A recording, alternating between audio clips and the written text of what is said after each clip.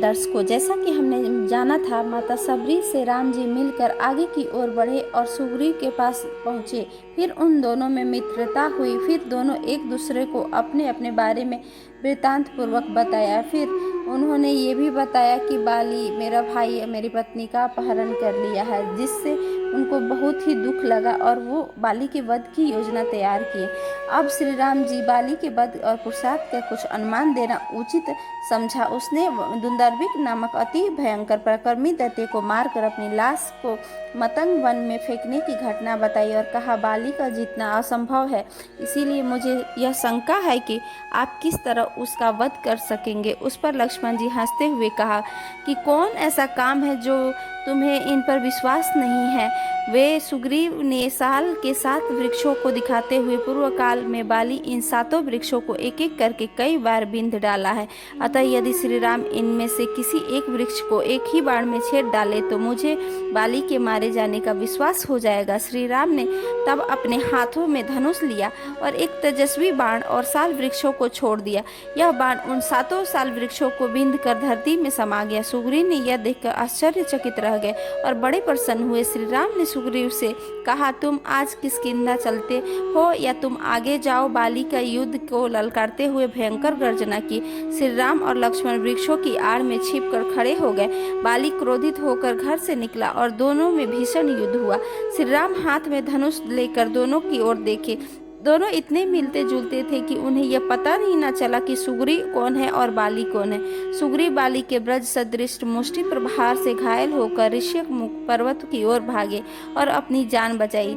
जब रघुनाथ जी सुग्रीव के पास आए तब सुग्रीव ने दुखी होकर, रघुनंदन, यदि आप पहले ही कह देते कि आप बाली को नहीं मारेंगे तो मैं उसे युद्ध के लिए ललकारता ही नहीं। राम उसे शांत कराते हुए कहा, मित्र, तुम दोनों भाई इतने मिलते जुलते हो कि मैं तुम्हें पहचान न सका कि तुम अपनी पहचान के लिए यह फूलों की माला पहन लो और बाली को पुनः चुनौती दो। मैं तुम्हें वचन देता हूँ कि मैं इस बार बाली को अवश्य मार डालूंगा।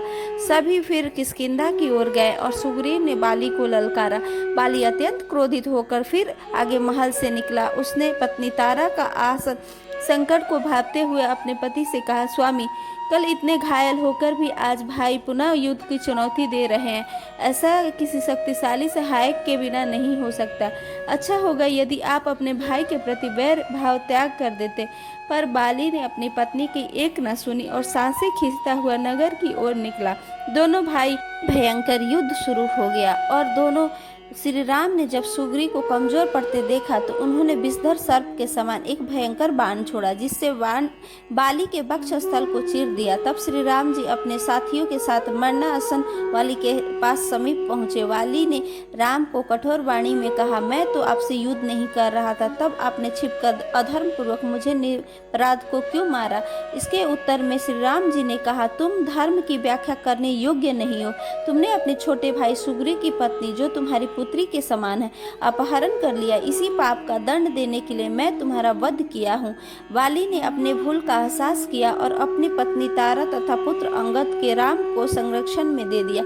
उसने सुग्रीव अपने पास बुलाकर कहा, तुम वानरों का राज्य तथा मेरी यह सोने की दिव्य माला स्वीकार करो।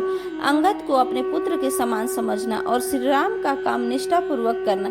यह कहकर अपने भाई को आशीर्वाद देते हुए बाली ने अंतिम सांस ली। सुग्रीव ने फिर राज अभिषेक करवाया। अंगद युवराज अभिषेक हुए।